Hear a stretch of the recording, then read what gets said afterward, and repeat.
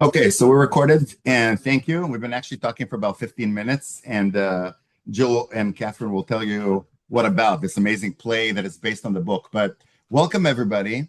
And this is a very special, we're very lucky to have Catherine Price, who's joining us from the Amazing Generation. And thank you, Catherine, so much for joining us. Thank you for having me. And just a little bit of introductions. My name, before I introduce Jill, my name is Yair. I'm located probably, less than 10 miles away from Catherine. She's in Philly, and I'm in the suburbs of Philadelphia. I'm a parent of two kids, and I'm a physician by training, a cardiologist, but I also work with technology. I lead projects related to AI. I consult for AI companies, startup companies. And as such, I very much understand and live daily the technology world, but I also am aware of the potential concerns, especially for children, like social media and cell phones and computers in school, overuse, etc. And I think we have started here. What I think is happening very interestingly a lot because of projects and books like of Catherine's is that there is more growing attention in the whole, not only the nation, the whole world. And there's pockets that are starting to form across the country, all states, of parents, educators, and other people who are just basically saying, listen, we're not against technology, but we really think that it is addictive and harmful in many ways to the kids. So, with that, I wanted to introduce Jill, and Jill will take it from here. So, Jill is amazing. She and I have been co moderating quite a bit conferences or webinars recently.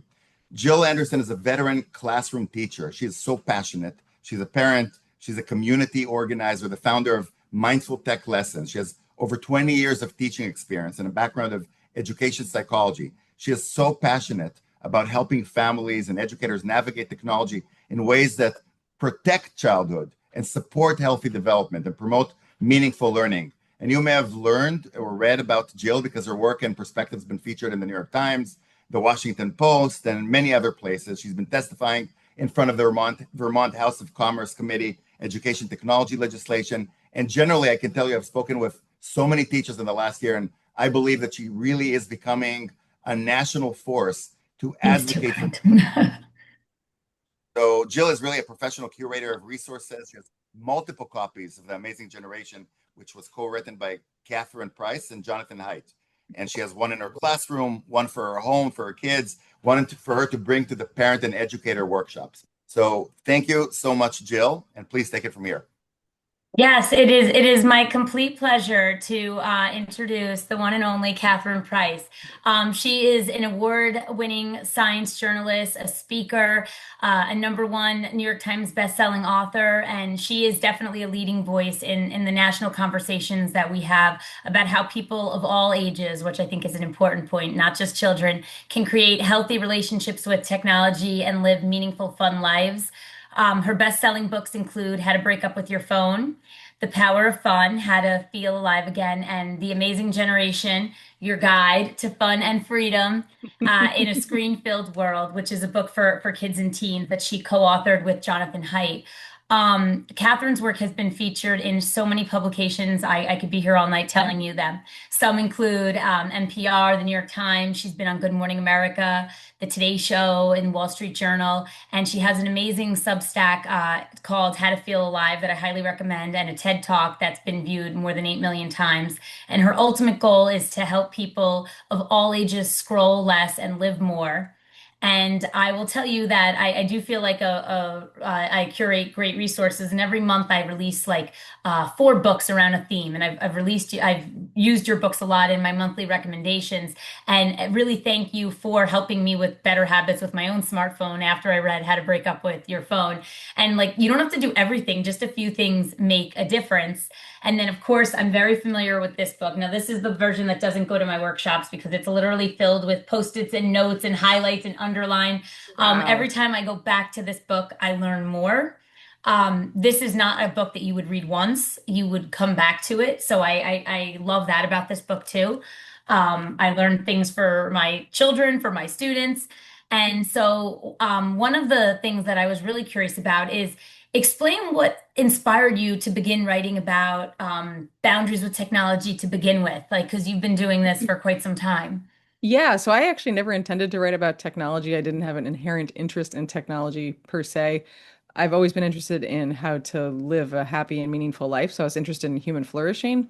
but not Uh, necessarily through technology. I actually had been writing a lot about nutrition and medical stuff. I have type 1 diabetes, so I was doing advocacy work in the diabetes space. And then Michael Pollan was my mentor in journalism school, so he's now known for uh, his big book about psychedelics. But at that point, he was writing about food.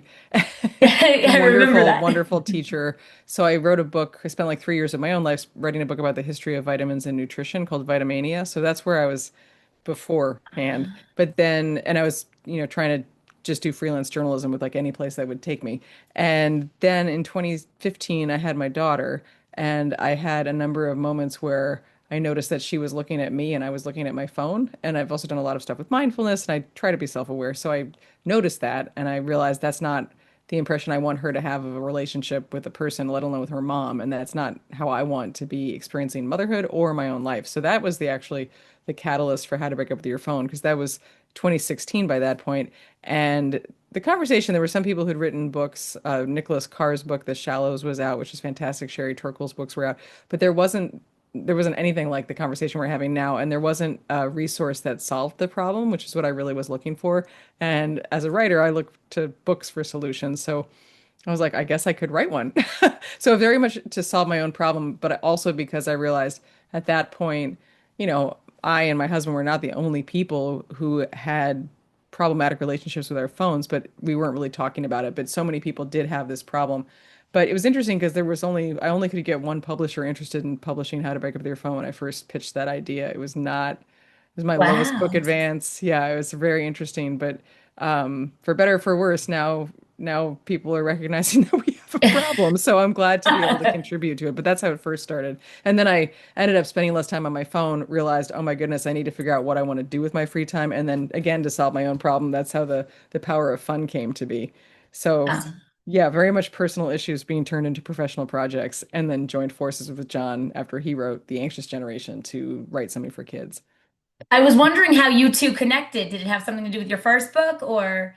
Yeah, so I was aware of his work from like 2006. He wrote a book called The Happiness Hypothesis about what Mm. ancient wisdom can teach us in modern times about happiness and fulfillment and flourishing. So I was aware of his work, but we both gave TED Talks, and then we ended up attending a TED event together, and it was shortly before, maybe it was a year before The Anxious Generation came out, and he gave a talk at this event about what became The Anxious Generation. And I knew that ahead of time. And so I went up to him and I was like, listen, like you're writing about this problem with kids for an adult audience. I've written How to Break with Your Phone and the Power of Fun to help adults themselves. We're totally philosophically aligned. We're just coming at this from slightly different angles. So if there's ever any way I can help with what you're doing and building, like please let me know. So that's how we started collaborating. And then there was this point where there was interest in doing a young readers adaptation of The Anxious Generation. And I raised my hand to say, like, I'd be interested in helping with that. And we quickly realized that a traditional young readers adaptation wouldn't really have, it would have sold a lot of books to parents, but kids wouldn't have read it because that's an amazing book for adults, but a kid isn't going to care about Yeah. international loneliness trends and stuff like that. So to John's credit, he was open to the idea of like, let's actually create a totally new book that kind of combines all three of our books. And we enlisted, as you just showed in the book, like a fantastic Yes, I illustrator. love it. She's so good. The illustrations are fantastic. And but yeah, that's how it came to be. So it was really a lovely, I don't know, it was lovely to meet someone I'm so philosophically aligned with, and then have the opportunity to do this project together that's reaching so many kids. I just want to tell you something I love about this book from a teacher lens, which is kind of hard to explain. So I personally am not of the mindset that I'm against graphic novels because I look at them as like a gateway drug to other books. And there are kids that won't enjoy reading and they'll read graphic novels and that will motivate them and they'll read. And then like we had comic books, you know? And so what I love about this book is it's not entirely graphic novel, which I think would then you would miss a lot of the amazing content in it, but it's not just a nonfiction book that feels so heavy. And the way it's like you go back and forth, it's really well done. And I'm now wondering like if you started a trend and there'll be more books like this for other topics where it kind of it really is very well done. And I think it helps pique their interest. Yeah. And I don't know what to call it. I keep saying it's like a hybrid nonfiction graphic novel, but I Yeah, don't I know. don't know. I mean, I'm glad you picked up on that though, because that was the challenge. We were talking about like what's our target audience, and we're like, well, we want it in some regards to get kids before they get smartphones and social media accounts. Like that's our target audience is to Yeah. stave off the problem before it starts, right? But that's really young. So we're like, oh God, that's you got to get 8 and 9 year olds, and they're not going to read a whole nonfiction book. So that was why we incorporated this graphic novel into it. Yeah. But then we also wanted to have it be meaty enough that it would be, it would really convey a lot of information. So that's why there's actually the text. And then, as you know, we have lots of pop-out boxes of try this exercises and interviews with what we call young rebels, these young people who are choosing not to let their lives be controlled with technology. But it was a really deliberate design choice to try to work on multiple levels at once, where you could just read the graphic novel and hopefully get the basic gist of the book. Yes. But you also could just look at the graphic novel and the pop-out boxes and the rebel profiles, and you get something. And then Yep. hopefully some people would read the whole thing. But what's been really interesting is that we were aiming for like 9 to 12 year olds, but we hit a much wider range than we were Oh anticipating. We've yeah. heard from so many teenagers and also adults. And so to answer your question, I do, I was thinking the other day, I was like, I don't know when, if and when I want to do another book, but I'm like, is this the future? Because like honestly, this is kind of a dopamine trigger. John was insistent in being color. The UK edition Yeah. is currently black and white and is nowhere near as engaging. Yeah. So to answer your question, for better or for worse, I don't know. Maybe it would start a trend because it is really, it grabs your attention because it's so colorful and it's got these great Yes. pictures. But really, that is part of the learning too, if you think about it, right? That's what you're saying with the apps. Like I know, I think from your book is where I learned about switching my phone to grayscale. Yeah.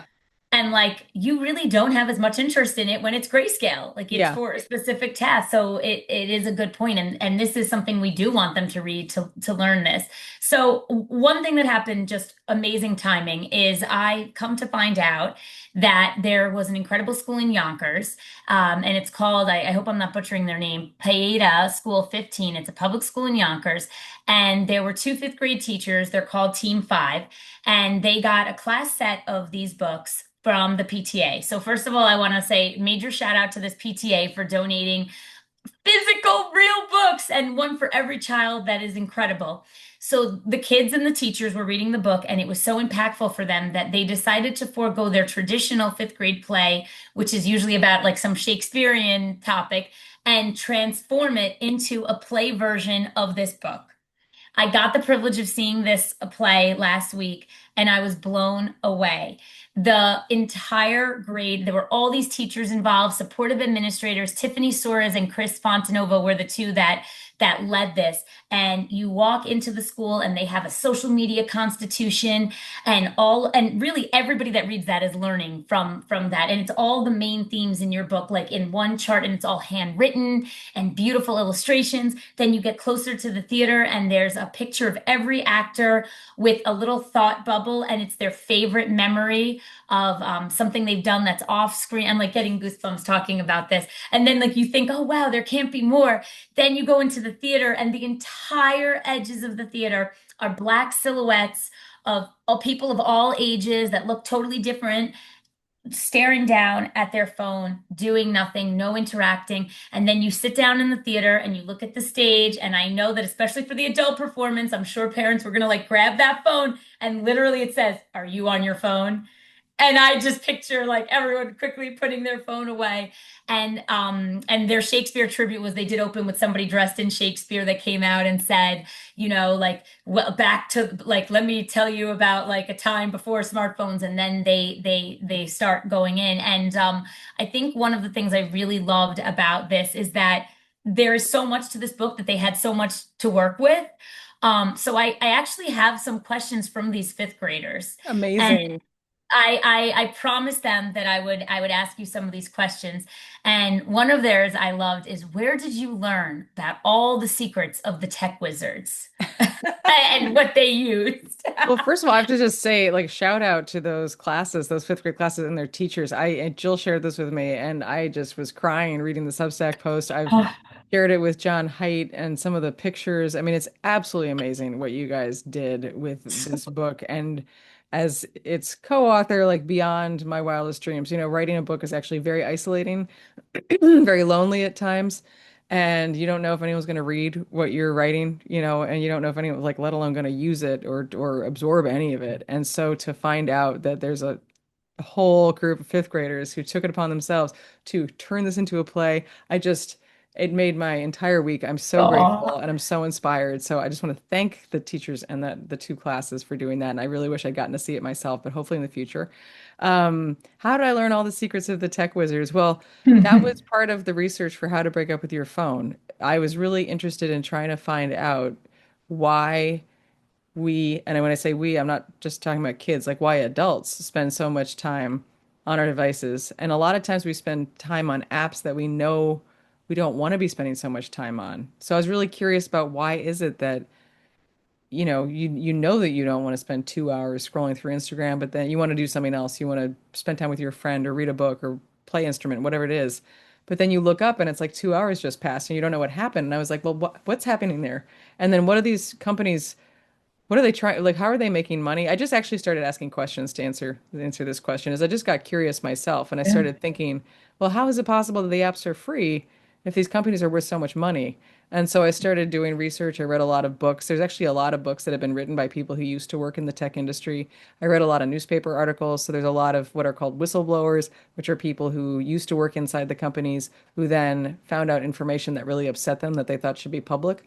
And so excuse me, they made it public even though they weren't supposed to. So there was a series of articles in the Wall Street Journal a couple years ago that were the results of leaked documents from a woman named Frances Haugen, who used to work at what was then Facebook. So there's been all of these documents and secrets that have come out over the years, whether it's from books that were written by people who used to work at the companies or lawsuits where the lawyers found these private emails or these secret documents that the companies don't want anyone to know about, but those documents were revealed in these trials. If any adult on the call wants to look at some of these, John's team actually put together a site. It's just called metasinternalresearch.org. I'm typing it in, so maybe yeah, you can put it in. That actually has a lot of links to these documents. And there's also been a lot of news stories that have come out talking about how the leaders of the tech companies, these tech wizards, actually don't let their own kids use the platforms and the apps that they made. And so one thing, I'd say 2 pages there's 2 pages that kids bring up to me the most from The Amazing Generation. And one is where we talk about the hypocrisy of how tech leaders often don't let their own kids use their products. And then the other one is the page that has a screen time calculator you can use to freak people out, where it actually does the math to show how much time, how many months a year, this page, how much in months a year it adds up to if you spend X number of hours. But to answer their question, I did a lot of research. I read a lot of books. I read a lot of newspaper articles, and there's been more and more and more and more of this stuff that's come out and become public. And I just feel that we all need to know that. And it's something that most adults don't know. So all those secrets are genuinely things the companies don't want any of us to know. And Yeah. many adults truly don't know them. And so one thing that's cool to me to think about is that all these kids and the readers of the book will now know more than the adults in their lives. And now they can Yeah. help their parents. Because too often we're finger wagging at kids, but we have a lot to learn too. Absolutely right. So I have a question. I mean, Jill obviously can recite the whole book backwards, and she knows this book very well. I got it for my children. They're young yet, but they started getting interested in this. My daughter was 7, started reading this. Um, but there are people on this call because I'm getting a text, and I think that there will be some people who will watch this video later who are familiar, of course, with the anxious generation, and they have heard about the amazing generation. But how would you like, what would you tell these parents? What is this book about? Why is it important for our children? Maybe tell us a little bit about, is it specifically only about phones? Is it about social media? Is it about devices? Oh, What's sure. kind of like, yeah, like your introduction from your mouth? My introduction is it's a guide to living a life that's not controlled by a screen. It's designed to look like an analog scrapbook and a guidebook that's like passed on between rebels. And rebels is our term. So let me back up. It's basically designed to give the kids the information they need to make an informed choice about how they want to interact with technology. And it very much is written with the understanding that, of course, kids are going to eventually get smartphones. I don't know about social media accounts, but they're going to get smartphones. They're obviously going to be using computers and technology. So it's not like an anti-tech book, but it is based on the idea that there are companies out there that are prioritizing profits over kids' safety, honestly, over everything else. They're just prioritizing profits. And they're using a lot of tricks to get people of all ages and especially kids to spend as much time as possible on their products. And they're doing so by promising that if you use their products, you're going to have more friends, you're going to have more fun, and you're going to have freedom. So friendship, freedom, and fun are three of the themes of this book. And our premise is that actually those promises are lies because real friendship doesn't happen on social media. A follower is not a friend. Real freedom doesn't happen on a smartphone when you feel like you can't leave a smartphone behind for more than 5 minutes and you're not actually free to explore your own interests if you're and develop skills if you're just being fed algorithmic content that's been designed to suck you in. And I literally wrote a book about fun. And I can tell you, I've had thousands of stories from people around the world about their past fun experiences, and not a single person told me a story about sitting alone scrolling through TikTok or Instagram. So, point being, the book is designed to say that, hey, kids, like it totally makes sense. You want to have time with your friends and you want to have freedom and you want to have fun. And those are really important things that are actually essential for you. But it doesn't happen on a screen. And this is how you're being manipulated. You don't have to go down that route, though. There's actually another path that you can take. So the first half of the book, roughly, is basically the secrets of the tech wizards about how they're manipulating all of us, why they're doing this, what the business model is, how they're treating us all like products instead of people. But then I think the most exciting part of the book is it's not all doom and gloom. It basically says, all right, well, do you want to do that? Is that how you want to live your life? Or would you be more interested in joining what we call the young rebels, which is this growing number of young people who are deciding they're waking up to how everyone's being manipulated and they're saying, I don't actually want to live like that. I actually want to live for myself and I want to have real friendship and real freedom and real fun.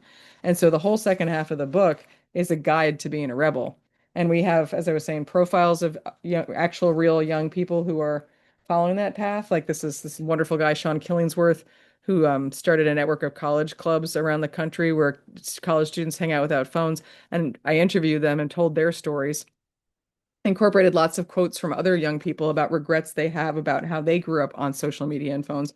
But the idea is that if you read this book, you'll have a really good sense of like what's being done to all of us, and you'll also have a path forward if you want to actually focus on real life. And the whole book is focused around this concept of what we call the Rebels Code, which is the philosophy that these young people are adopting in terms of how they're living their lives. And honestly, something I would suggest all of us consider adopting, which is that they're filling their lives with real friendship, real freedom, and real fun. They're not falling for these fake promises of the tech company. And then they're using technology as a tool. They're not letting technology use them, which I think is a really important guiding principle, especially as we start to get into AI and all the new stuff that's coming out. But that's basically what it is. It's a guidebook for young rebels, as we call them. And what's exciting to me is by the end of the book, we don't predetermine, we don't say, okay, well, that means you should do X. We say, all right, you have all the information you need. You know what's being done to you. You know how the companies make money. You know these alternatives. Now the choice is in your hands. And as Jill was alluding to, we have this, yeah, like it's literally like the future's in your hands is the conclusion. And as Jill was alluding to, the graphic novel that runs through it, it's a narrative of two groups of kids, one of, and we kind of left it a little bit vague as to what grade they're in, but roughly middle school. One group gets smartphones and social media at the beginning of the school year, and then the other group doesn't. And at first, the kids with the smartphones and social media seem like they're the cooler ones and the ones who are having more fun, and the other kids feel kind of left out. But as the school year progresses, the dynamic starts to shift. And Cynthia did an amazing job of literally making the colors for the real life kids more vivid as the screen kids kind of become less saturated. And by the end of the book, it's clear that the kids who are having these real friendships and doing stuff in real life are actually happier and having more fun. And their friends end up joining them. And we didn't do something like they totally got rid of their smartphones. We did try to keep it realistic, but they end up, becoming friendly again. And the point is that there's just more fun stuff in real life. So it's very much like not finger waggy and it's not lecturing at kids. It's meant to inspire them and to give them a different path and to show them that a lot of the people in the generation just above theirs actually regret how much time they spent on these devices and apps when they were younger. And they wish that they had lived differently and they want to give advice to the younger generation. That's a very long explanation, but That's an amazing, yeah. an amazing introduction. I think that it's fascinating. I wanted to ask you a follow-up question, and the follow-up question I'll use as my personal story very briefly. So I don't like social media, and I don't like WhatsApp. But in the last year, part of our activism as a group, we started growing in our district and talking about cell phones, wait until 8th, schools, things of that sort. A lot of the work that we have been doing is through WhatsApp groups. And I find myself often, throughout this last year, is that if I write something that I think is really passionate or something, is I feel the need after a few minutes to go and see what people will write, or if somebody says thumbs up or whatever it is. Parallelly, when I'm writing an event, like for example, we were promoting this webinar today. So I put it on Facebook, and sometimes I write, things about what's happening in school. And sometimes I want to see how many responses I'm getting. And I look at the comments, and I'll tell you, sometimes the comments are not nice, to say the least. So all of this, you are very deep. When you wrote How to Break Up from the Phone, you're not just writing it, you're basing it on tons of research. When you wrote The Amazing Generation, you based, like you said before, on tons of research, reading, talking to people, experts, etc. So you are an expert. And my question to you is, what is the big difference that you see between these two populations? We know that social media, etc., phones, being all the time on the screens, etc., likes, is terrible for adults. But what is different than, similar situation, kids on the phone, waiting for the bus, social media, etc., for children Yeah. that you have? Well, I'm glad you highlight that this is an issue for adults because sometimes we're like, blaming kids, but not recognizing that we also struggle with these apps and platforms. So thank you for acknowledging that. But I would say that there is a difference between kids and adults. The biggest difference is that kids' brains are still developing. So for better or for worse, our brains are pretty, I mean, they're still changing to some degree. We obviously can learn things and our brains do change, but there's two major periods of brain change in the human lifespan. And one is when you're a baby and your brain's growing for the first time and you're creating all sorts of brain cells and connections between them. But the second is when you're an early teenager and a teenager, when your brain is going through what's called neural pruning, which is where it is actually deciding what connections between cells to keep and which ones to get rid of. It's almost like you have a hedge and you're trimming it into a topiary. And so your brain decides what to keep and what to get rid of based on what you do. So if you spend a lot of time scrolling through short form videos or looking for those likes or comments, that's going to change your brain in ways that make it more attuned to social affirmation, to seeking social affirmation. There's been some really interesting actual longitudinal brain studies showing that. There's also a lot of research coming out showing that short form videos in particular really do damage attention spans and the ability to focus. But also, like if you were to spend 3 hours a day watching YouTube videos or scrolling on a social media platform, you are going to not have 3 hours to spend learning an instrument or getting better at a sport or reading a book or doing anything else that might change your brain in a different way. And you also can have situations where if you're spending a lot of time, and by the way, the average American teenager is spending about 5 hours a day just on social media and YouTube, not even counting like schoolwork or watching TV on a TV, like 5 hours a day. I mean, it's close to a full-time job, at least part-time job. Um, that's all this time that you're not doing anything else with. And you're also engaging with content that in many cases makes you feel bad. And just like you're saying, Yair, is making you hyper self-conscious and putting you in a defensive position. In the book, John's term is defend mode as opposed to discover mode, where you're more open and confident and going out and exploring the world. So if you spend a ton of time during your teen years, during this time of neural development, of brain development, where you're constantly on guard and on defense and feeling like people are going to attack you, that actually can change your brain in a way that makes you more anxious as an adult. So my short answer is that the biggest difference between kids and adults is that they are in a period of intense brain development, and we need to ask ourselves as adults, and also we encourage the kids to ask themselves, who do you want to control your brain during this time of life? Do you want to control your own brain, or do you want to give it over to a tech company that wants you to have a short attention span, doesn't want you to have real friends or real hobbies because they want you to spend all your time on the screen? And I'd also say that I always say this to adult audiences, but social media is just fundamentally unsafe for kids. And the stuff on feeds that kids are seeing compared to like if I were to go on Instagram, I don't like Instagram, but if I were to go on it, it's going to be mostly like flowy pants for middle-aged ladies, and it's going to be like events in Philadelphia, right? And like a lot of stuff about smartphone free schools and maybe music events and like swing dancing and type 1 diabetes. Like that's Catherine's feed, right? But that's not what kids are being shown. Everyone's feed is different and unique. And there has been some really interesting studies done. There's one report that was done by the Washington Post, or it might have been the Journal again, where they looked at TikTok's algorithm in particular, and they saw how quickly you could have a user where TikTok only knew something like this person's interested in healthy eating based on what they paused on, how quickly you get spun into rabbit holes of extreme content. And so in this particular expose that I think it was the Journal did, it was very quick where like the account that they set up that was supposed to be interested in healthy eating started getting served content about bulimia and eating disorders. And the one that was feeling mildly sad got sent into some really upsetting self-harm content. So my point being like, it's just not a safe platform for kids. There's also tons of creepy adults who are trying to and are successfully contacting kids through the platform. So those are my two reasons, protecting the kids' brains, and also these platforms are just inherently not safe for kids. because of the content that's being shown and also the ability for strangers to contact them. I love it. I'm going to stick with asking questions from the fifth graders because I Yes. have to tell you, they are the best questions. I find They that I do talks directly to kids and they're like so insightful. Yeah. they're the best. And thank you again to Tiffany and Chris, the teachers who sent, and they're both on the call right now, which is so Yay. exciting. So this question was great. They're very aware, the kids, that like they do care about the pressure of what others think of them. So after the show, one of the things they said, you have to ask her, like, she had to know writing this book was going to make some people really upset and really mad. And they said, what gave you the strength to write this book and not fear people hating on it and writing bad reviews and mean online comments?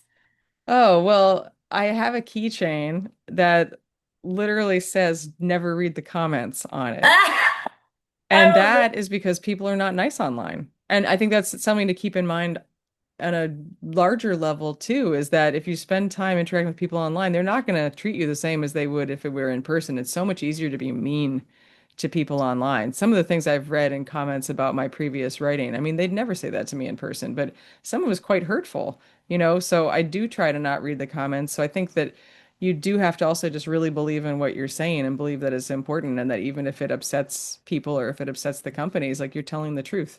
And to me, I think that the issue of what how our relationship with technology is affecting us is that's my daughter. Hello. Okay. Oh, hi.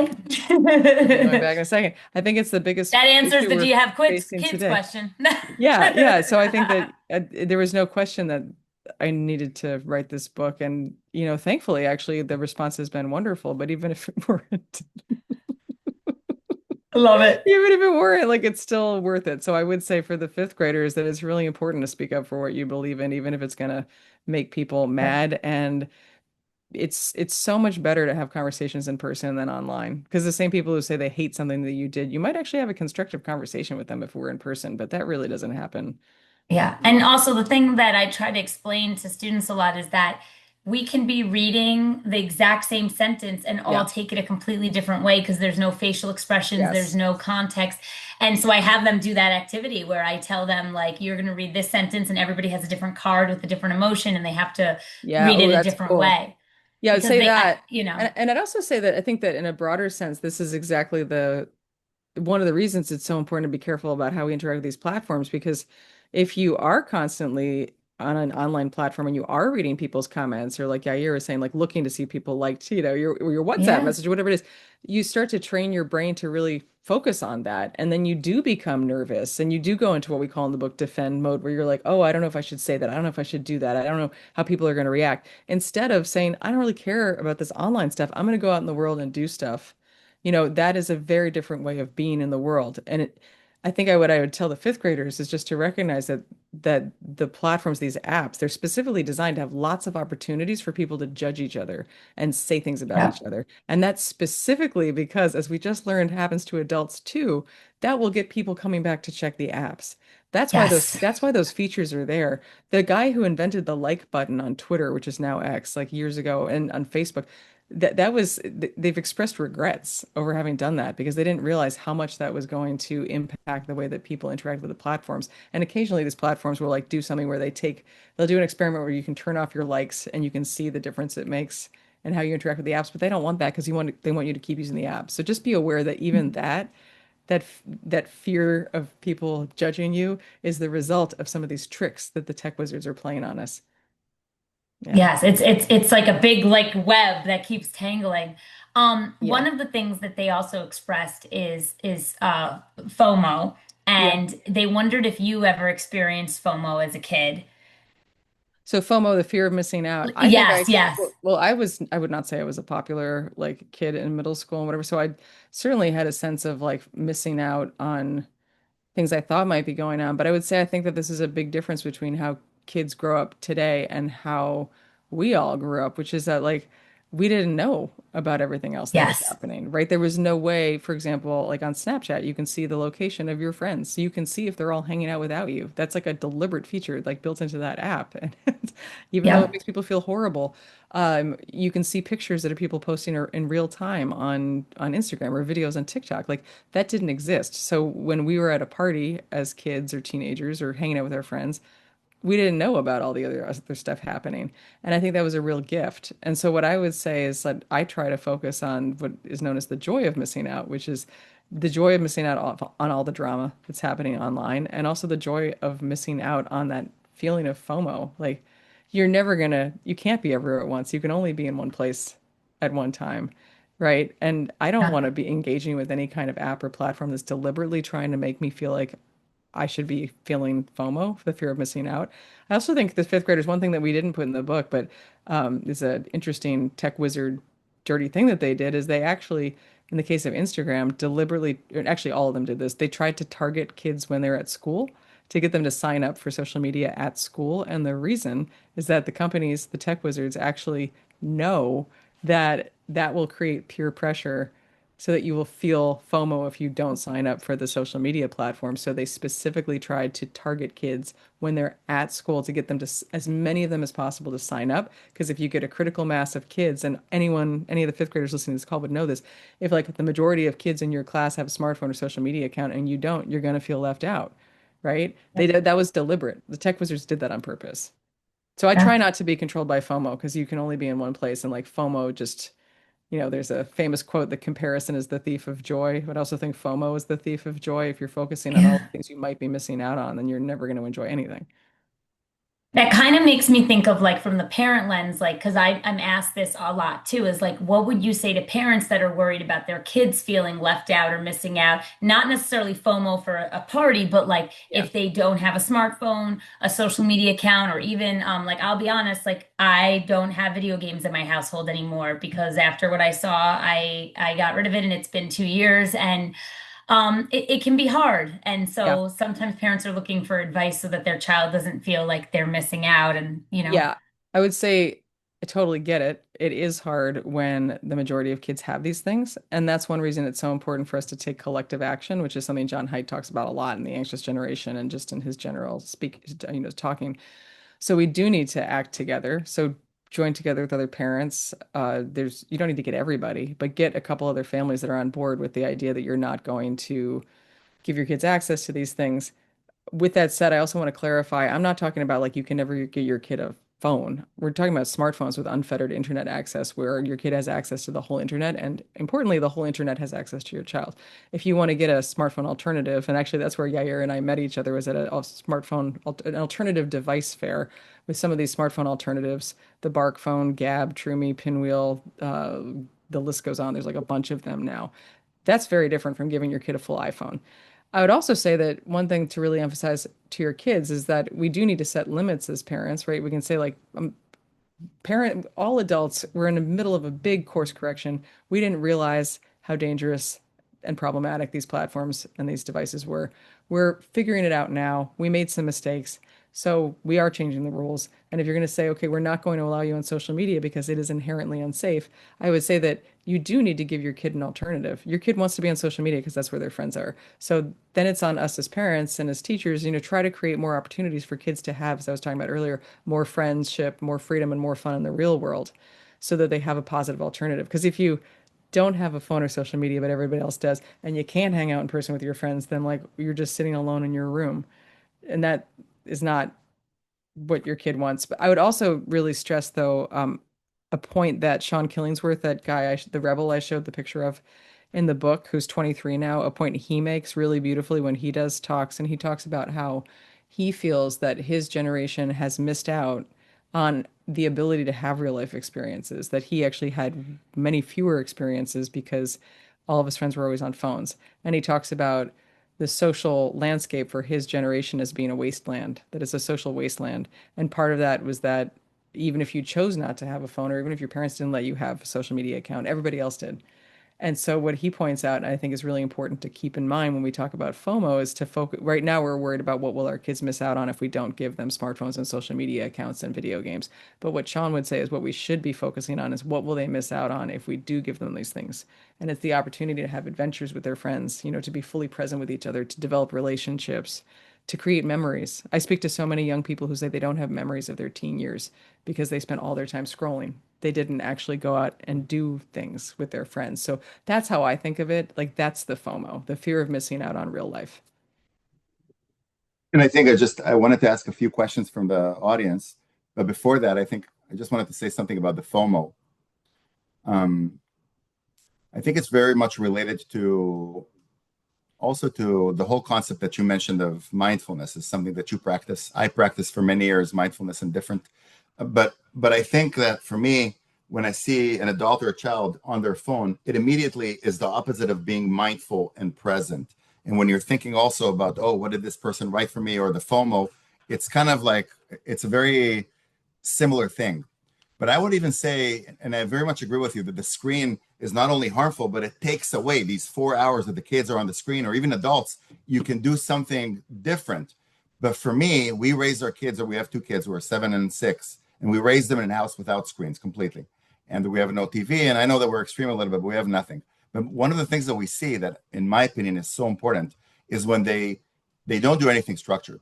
Like they don't necessarily hang out with friends, they don't read a book, they just get bored. They get bored, but the bored is in a good way. Like it's a beautiful thing. They pick up things. My daughter, they start creating. She started, I read them Harry Potter and Hebrew. So they started creating like swords from this and that. They just play, they create games. And they are just, this is so, you see how present they are in the moment. And I Yeah. think that this is something that I wanted to comment.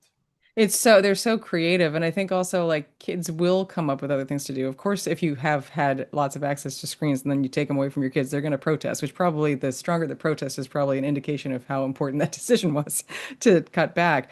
But I remember one of the pieces of reader feedback we got that also brought me to tears was someone wrote she wrote to me directly and then wrote a review.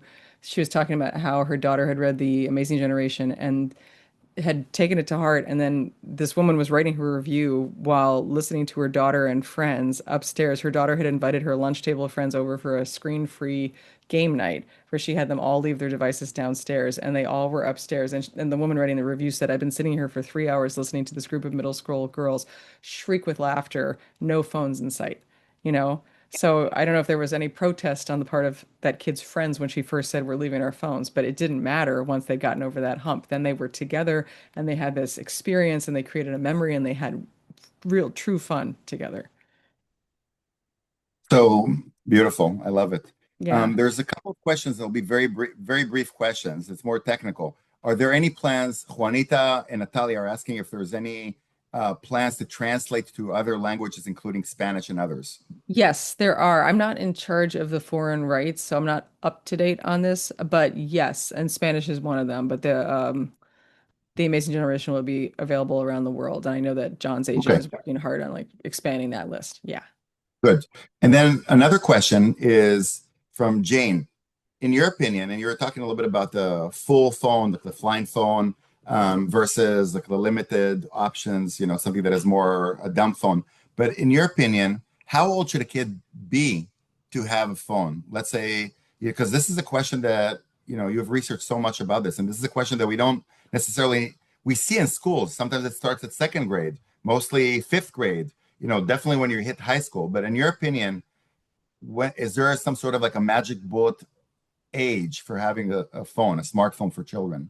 Um, I haven't answered that. I'm going to give you my kind of overview of this. And also, I know you put this in the chat, but at catherineprice.com/family, I have a free guide people can download, and it has my thoughts on this in it. So if that's helpful, feel free to grab it. But basically, to take a step back, if I were to give my roadmap in general, I think that we should be prioritizing opportunities for our kids to interact with each other and with other people in person whenever possible, and then to learn how to communicate using an actual telephone. So basically the priority being having experiences in relationships in real life, or if not in real life, through a phone. So what I would suggest to parents is that when your kids are actually quite small, I think it's fine. And in fact, I'd encourage you to get a landline telephone, not necessarily an expensive thing through Verizon, but there are these, I have one right here. These phones that use your internet connection. This is an UMA, but there's a brand for kids called Tin Can that's become quite popular. And these basically, if you were to buy this phone, you can use it for free because it just uses the internet. Or they have like certain upgrades you can use. But I really love these because you can encourage your kids at very young ages to freely call family members or even their friends, and you can give them freedom that I would not recommend you give them on a screen. And they actually learn how to have conversations and relate with people over the phone. So I'm a big fan of landlines. I would say that I don't recommend getting your kid an iPad, their own personal device, if possible. I mean, don't beat yourself up if you've already done any of these things, but iPads are essentially giant phones, except without the phone part. Um, and those lead to all sorts of problems with group chats and also a lot of the apps and a lot of the content you can see on an iPad. In terms of phones themselves, I would say I don't have a magic age for a smartphone, but what I would strongly recommend is that when I would delay screens for or be intentional and careful about screens as long as possible. If you get to a situation where your kid is starting to do stuff out of the house and you feel like, oh, I want to have a way to be in touch with them or to tell where they are, you can always get a loaner device to start. So it can be a flip phone or a basic phone or a watch even that doesn't belong to anybody, and you just lend it out and then your kid gives it back and you can just have one for several kids. Then if your kid is doing more stuff where you're like, okay, I actually do want a way to be in touch with you, like they're going to sports practice on their own or doing more play dates or going to their friend's house, whatever, going to school back and forth, you can get them one of these basic phones, these smartphone alternatives. And I think that's a great option in middle school and upper middle school, like going up to high school. In terms of a smartphone, so John in the Anxious Generation recommends not getting them until high school, but I know that he personally would prefer that to be at least 16. It just didn't seem reasonable when he was writing the Anxious Generation. And if I had to say an age, I think that that is the lowest age I would recommend because once you give your kid a smartphone, you're giving them access to social media or you're giving them access to all these other things. If and when you do give your kid a smartphone, I would say that it's very important for them to understand, all these forces working against them. And I actually do think of the Amazing Generation as being a form of tech literacy. Like it actually does teach kids how to think about this stuff, but also be aware that there are actually really great app blockers on the market now. There's great parental control plans, and as parents, we do need to put the work into setting those up. And they're a pain in the butt and complicated, but you can actually get like a third party parental control plan like the one offered by by Bark. That's a very popular one. Canopy is another one I hear about. Apple supposedly improved its parental controls, but I've heard from a lot of people about how difficult those are to set up. So you do want to put the work into that. But I'd also say to look into app blockers, especially for older kids and especially for adults, which is basically an app that will allow you to set a schedule to actually restrict access to particular apps. There's one called Opal that actually is rolling out a family product in August that seems very exciting that will give parents a lot more control over being able to set schedules for particular apps and restrictions. You can pick what to allow or what to restrict. And then kids themselves can actually use it so they can actually decide for themselves, like, you know what, I'm doing my homework. I don't want to be distracted by this text chain for the next hour. So, very long answer, but I would say that you can get your kid a phone that's not a smartphone and just be aware that when you do get your kid a smartphone, you're giving them access to the entire internet. And also be aware that if you give your kid a smartphone, you are essentially making it harder for other families to not give their kids smartphones because this is a situation where one person's action does affect the collective. On the flip side, if you get your kid a smartphone alternative, that also is going to have an impact. And I will also say, I saw whole groups of tween girls at that event we met at, Yair, where it was an event, it was a table from this husband-wife team who run a business called dumbwireless.com, which I also highly recommend. And they had this whole array of smartphone alternatives and flip phones. And, as the jaded adult, I'd be like, oh God, that's the kids are going to think those are so lame. No, there's this whole group of tween girls arguing over which one to get. And when I give talks to middle schoolers myself, and I talk about how to protect your own brain, you might want to choose to get a smartphone alternative. I have not gotten any eye rolls. Instead, they're like, oh, my brother has that one, or oh, that's the one I would get. So those are, yeah, I would recommend trying to start with one of those. Jill, before the next question, just got to Yes. say that, we bought about a year ago, the Uma phones that you just showed us. Yeah. And we have kids also, 7 and 6, and they love it. They love it. They call their grandparents, they call their friends. And another nice thing that I've noticed is that, because who remembers phone numbers anymore? Nobody remembers because you have it all stored. But they start remembering. They know my cell phone. They know my wife's cell phone. Yeah. They know a bunch of people's cell phones, like when we were children. And I think it's really cool. My favorite thing on that is that my daughter and her friends have started trying to do prank calls, which is so funny, but they don't know how to do it. So she called my father and then she's like, hi, Grandpa. She was like, is your refrigerator running? And I was like, you know what? Like, if this is what you're doing for fun, like, go forth, prank call anybody you want. That's like the cutest thing, considering everything else we have to worry about right now. Like call a stranger, I don't care, ask if their refrigerator's Yeah. running. Oh my gosh, that's Anyway, so funny. yeah, Yeah, I also have an Uma, and I have to say, like, I feel like everybody getting a home phone is like such a great idea. And I tell parents, if you want to start basic, maybe get like a corded one. And when you think they're old enough, it could be like, now we have a wireless one. Like if you still want to have like layers in the tier, because right.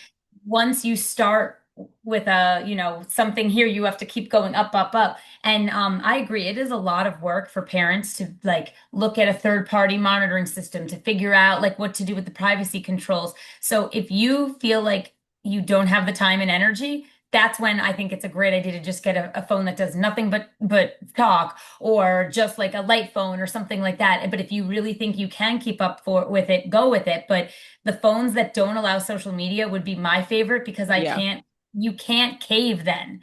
If the right. child knows this phone could have social media, but mom and dad said no, they're going to keep pushing you. And so I feel like the more barriers I remove for me as a parent makes my life easier as well, you know? Yeah, totally. And you can have, I mean, I've heard someone say you can have one fight over whether or not your kid is going to have a smartphone or social media, or you can have 100 fights every single day about screen time and Yes. about apps and all that.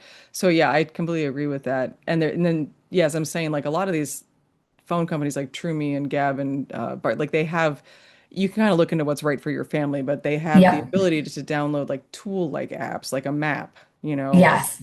a calculator, whatever it is, but it's not going to have the stuff that really sucks you in. So Yes. you can kind of pick what's right for your family. So another question from our fifth graders. Yes. Why aren't there laws that make dangerous TikTok challenges illegal? Well, I guess we run into the First Amendment, part of the social media constitution they rely on heavily is the First Amendment, so freedom of speech. But I would also say one of the reasons that there's not better laws protecting kids is that the tech companies spend a crazy amount of money to prevent that from happening. Millions and millions of dollars. And they're very sneaky about it. As the fifth graders may know, there's two main political parties in the United States, Democrats and Republicans. The social media companies have figured out ways to make arguments to both. They'll say one thing to people who call themselves Democrats, and they'll say another thing to people who call themselves Republicans that are slightly different, but are designed to make everybody not want to pass laws to protect kids.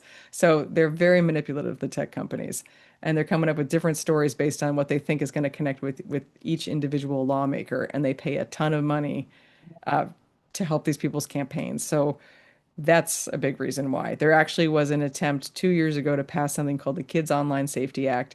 It passed the Senate 91 to 3. So nearly all the senators voted in favor of this. And as the kids may know, that's really rare these days. But it never made it to a vote in the House of Representatives. And the tech company spent millions, tens of millions of dollars to make sure that it would not come up for a vote. And it was a really great law that would have really protected kids.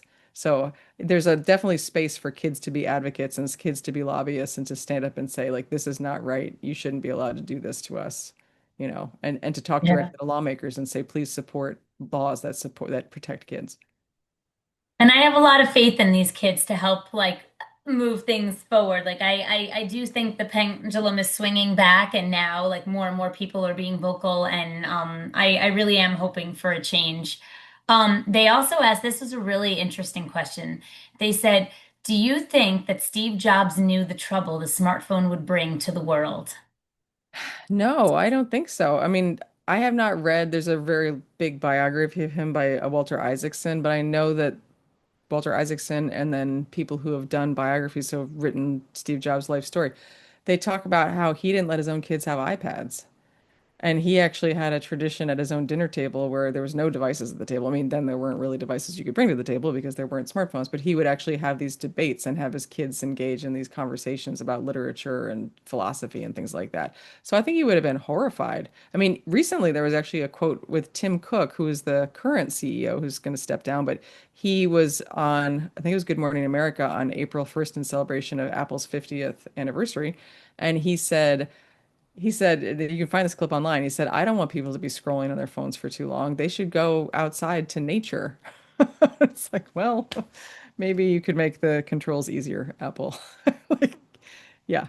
So I don't think Steve Jobs wanted what's happened.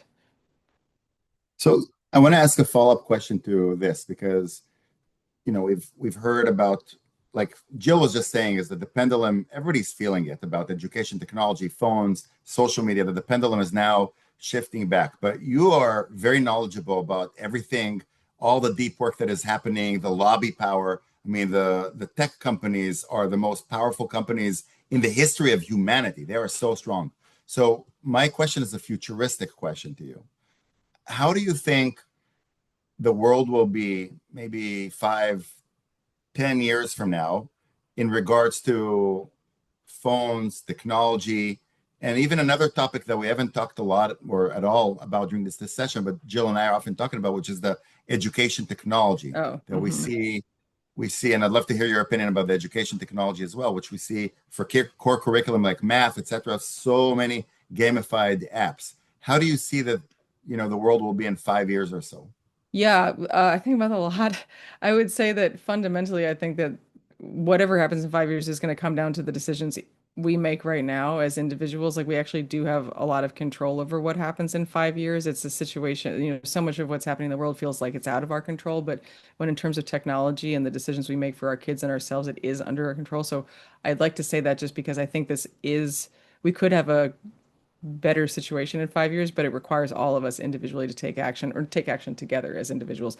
But I would say if I'm looking at the trends of where things are going, I think that in 5 years it's going to become, normal to not have phones out during the school day from bell to bell, meaning not having them out during recess or lunch, it's very important for the policies to be bell to bell because lunch and recess and those little interstitial moments between classes is when friendships develop and where little conversations happen. And also, if you're thinking about your phone, if you can have it during lunch, you're going to be thinking about it during class. So I think bell to bell phone-free school policies are going to become the norm. It's already the case in more than 25 states. More than 40 states have some kind of phone-free school policy. That's just the past couple of years. I think that you're going to have more and more countries like banning social media accounts for people under 16. You've got Australia leading the way on that. You've got Indonesia. The UK just announced this like 2 or 3 days ago that they're doing it. I don't know what the US is going to do, but I think there's going to be more of an awareness that social media is not safe for kids. I think we're going to be in a different place when it comes to educational technology. That is the next frontier. These companies have gotten their products, the one-to-one devices, getting Chromebooks into kindergartens. Like that happened without any kind of oversight and no proof that those devices actually helped kids learn. I certainly think there's situations in which technology can be useful in an educational context, but what's happening now with one-to-one Chromebooks and kids who are like literally spending time during the school day watching YouTube videos and gambling and watching other things they shouldn't, like that's not education. So I think that that is going to start to change, and the schools I see taking the lead on that, they really are the vanguard, but I encourage administrators that like this is where the future is going, is to be much more skeptical of ed tech. I think the big question is obviously AI and what we're going to do with that. But I would say that it's essential for us to not make the same mistakes with AI as we did with social media and as we did with ed tech, where we just let these things come into our lives and our children's lives with no question. I don't think kids should be having relationships with AI chatbots, and they're designed to do that. Like my daughter somehow put in a Google search on my husband's computer about snakes because she really wants to get a snake. But it responded in AI mode, and he didn't realize what was happening, and then he stopped this, but it started to respond obviously like as if it's a person, and then she started to interact with it like it was a person, and that was a very innocent Google search about a snake. Right. It's like we need to be very careful about that. I really encourage everyone on this call to say no to AI toys. There's like all these toys for kids that are AI. And also for an educational or therapeutic use, like we should be so skeptical of AI and not let this into our kids' lives without a lot more oversight. We adults don't understand how AI works or how to use it effectively, and it's changing every single day. So, anyway, to answer your question, I think we'll be in a very different position when it comes to educational technology, social media, with smartphones and kids. I'm not sure about AI. I think those companies talk about powerful companies have an awful lot of money and motivation to try to get AI into. There's an executive order that said it has to be incorporated from kindergarten onto the 12th grade. So we really need to try to push back against that now. But my hope is that we will get to a point much as it now seems crazy that there was a time when cars didn't have seatbelts or doctors used to smoke cigarettes in the operating room, like we will think, wow, it's just as crazy, or we used to smoke everywhere, right? It's just as crazy to think that we used to let little kids have unfettered access to internet connected devices and go on social media and chat with strangers and have these devices in school all the time. And I'd also, sorry, one more thing on that. If I'm feeling optimistic, I do think like the phone-free school policies are very promising because I can see a world in which you have a whole generation of kids who actually have grown up with some kind of etiquette around devices and understanding that there's times and places where you do and don't engage with a smartphone that honestly adults don't have. And there's also a lot of movement happening at the collegiate level now. Like New York University, for example, has an in real life campaign that they're rolling out. And a lot of college professors I speak to are saying they're actually creating policies where they don't want their students on laptops during college courses. They actually want them to be writing notes by hand, and they don't want. So I think the culture is changing, which does give me hope, but that does not mean we can let down our guard at all. We need to be very much on guard right now. And before I let Jill finish up, I just wanted to comment on what you said because it's very resembling. You mentioned the seat belts or the doctors who are smoking. But from my perspective, I practice in Philadelphia, and I see every day people who are dying like flies still in 2026 from opioids. And when you Mm, go back 20, 25 years ago, the doctors, who many of them were paid or somehow in the industry, they basically said opiates are safe. It will help with your pain and there are Right. no addiction. And I think for me, this is a very similar example because the technology that we're talking about is very addictive.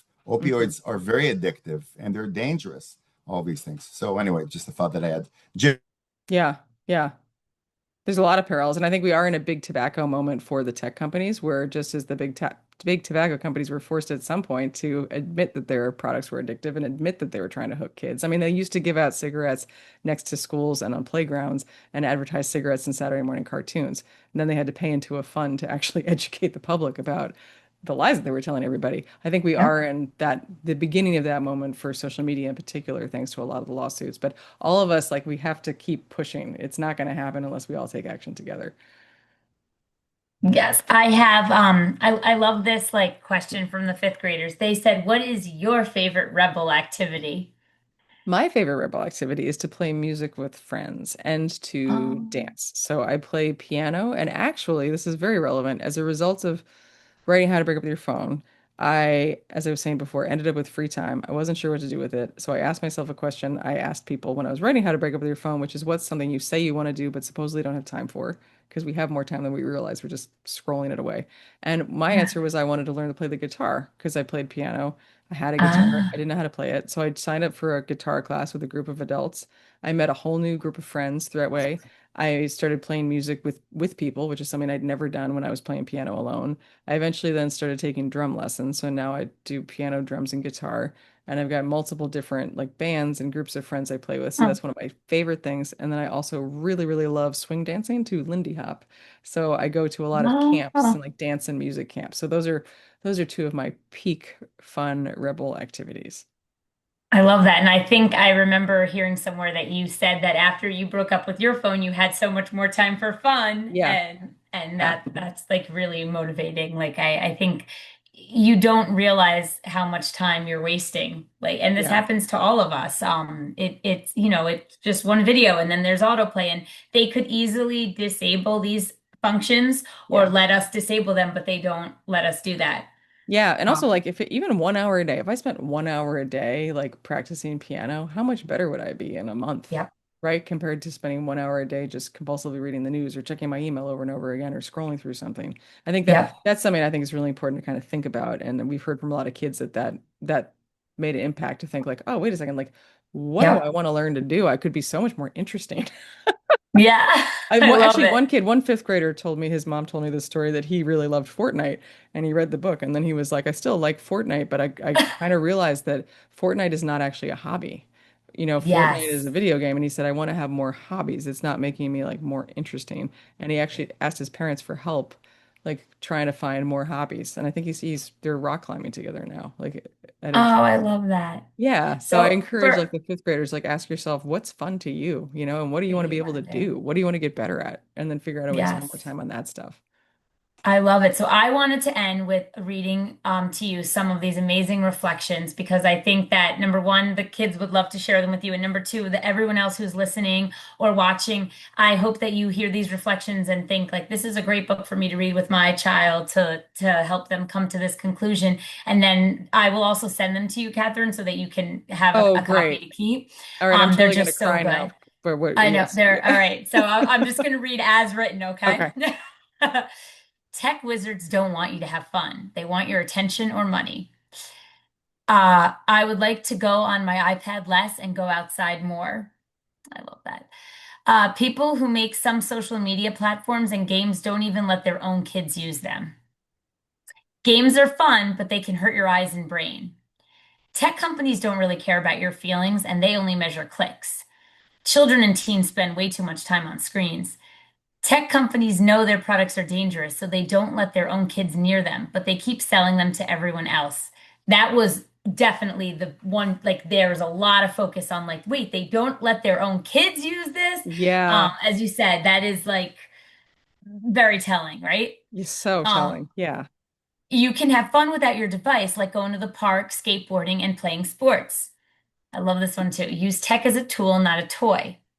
Imagine if we never thought of tech as a toy, like, and we just thought of it as a tool, how different that would be. I just love Yeah. that.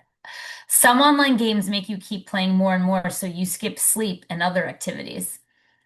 Tech wizards are rewrite or rewiring our young brains, but protecting their own kids' brains. And then a lot of question marks. I love it. Thank you so much for writing this book. It helped me get off my phone and play outside. Oh my goodness. And then this last one, this book inspired me to have real friendship, freedom, and fun. Oh man, I'm so happy to hear that. I want to thank, It yeah, was awesome. they're great. Thank you, fifth graders. And I'd love to use the thing I just talked to John about today, and I'll say this on the call in case anybody has any ideas, Yes. is that we have this dream of getting the book into as many kids' hands as possible. And the cost of it is prohibitive for some schools. So John is trying to find a philanthropist who would actually fund um like mass purchases for like an entire, like he found someone who was willing to distribute copies to every fourth grader in New Jersey. Don't ask me how this would work exactly, Yeah. but so he's trying to find someone who would help this, and he and I would forego royalties. It would just be like straight towards the book purchases. But if anyone on this call knows anybody who would like be interested in helping with that, the dream is to get it into as many kids' hands as possible because when kids read the book, they do stuff like that. So I'd love to use some of those Yeah. quotes to like share with John and see if we can find somebody. But he just talked to me about that today, and I was like, that would just be so amazing. And I Yeah. think that that's the true inoculation against these tech companies is like get kids to understand for themselves what is being done to them, and so they can choose something different. So anyway, but it Yeah. makes me so happy They to were. hear real They were kids using awesome. them. And they Yeah. the teachers, Tiffany and Chris, are planning to sort of rework the script this summer and hoping to do the production again next year. And I think it would be really great if this could take off and a lot of schools could Yes. do this as a play because not only do I love the idea for the kids involved, but all of the other kids that are watching the play get to learn from it. And then they did a performance during the day for the school, and then they did a night performance for the parents. It's So I amazing. feel like you're like going through all the wonderful thing that theater involves. You can make your own twist on it, but then you're also educating. Oh, so, And yeah. I love this. And I love also that all the kids involved in the play now understand the message. So who knows what they'll choose in the future, but it like creates collective Yes. action amongst the kids themselves, which is so cool. And I would hope and think that it makes it a lot easier for kids to not have smartphones and social media because they've done this project together. And anyway, I think it's just so wonderful. So I'm so grateful to Jill, you for telling me about this, and then for the teachers on the call and the students. And thank you, Yair, for sticking with me. We met back in, I think, November, and things have just been so nuts. So I'm so glad we could make this work. Yeah, and grateful to everybody else who joined us. I wanted to Thank you just so say, much. I just wanted to say thank you to Jill and Catherine because I really believe that what you are doing, for example, in the book that you wrote, The Amazing Generation, Catherine, you are reaching so many people and you're basically planting the seeds, and then the kids are using this and they're growing and they understand it viscerally what you're Yeah, talking about. And I wanted to also thank Jill because the work that she's doing with parents, with teachers, with the op-eds that she's writing is she's spreading this knowledge also. So I think that it's exactly like you said, Catherine. We just need us, the parents, the people, to be active and push against this, and push the pendulum to the other side of being present and play and get bored in a good way, and all the things that we talked about today. So really, Yeah. thank you, both of you, from the bottom of my heart. It was amazing. Thank you, guys. Yes. Thank you so much. And thank you, to everybody who everyone joined and us. all the students watching. Yay. And you did a great job, and the teachers watching. And I'm going to connect you guys so that she can see more of the photos that your families took. Yes, it'll be amazing. And hopefully get to attend it next year. So yes. Yes. All right. Wow. Thank you all. Bye, everybody. Good night. Bye. Take Have a care. great night.